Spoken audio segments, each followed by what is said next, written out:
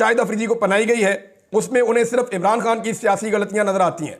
यानी उनको ये पता है कि 2022 में क्या हुआ, इमरान खान ने क्या गलती की, उनकी टीम अच्छी नहीं थी, कीड़े आज भी इमरान खान में निकालने। इमरान खान के दौर में महंगाई कम थी लेकिन इमरान खान बुरा है, आज महंगाई ज्यादा है लेकिन मौजूदा हुकूमत के खिलाफ एक लफ्ज अपने मुंह से खिलाफ बोलने पर शाहिद अफरीदी को खड़ी खड़ी सुना शाहिद अफरीदी को मजम्मत करते हुए कहा कि इमरान खान हमारा वो लीडर है जिसने मुश्किल टाइम में अवाम का साथ दिया और अवाम को इन चोरों और लुटेरों से बचाया। क्या हक और सच का साथ देने वाले का अंजाम यही होता भाई कहना है और इमरान खान की ही पीठ में छुरा घोंपना है। ये बार बार शाहिद अफरीदी ने किया है। इमरान खान की टीम में खराबियां नजर आ रही हैं, मौजूदा टीम में कोई खराबियां नजर नहीं आ रही।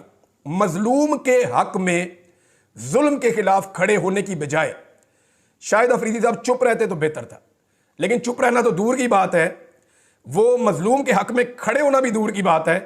वो मजलूम के किरदार में कीड़े निकालते हुए आपको हर दफा नजर आएंगे।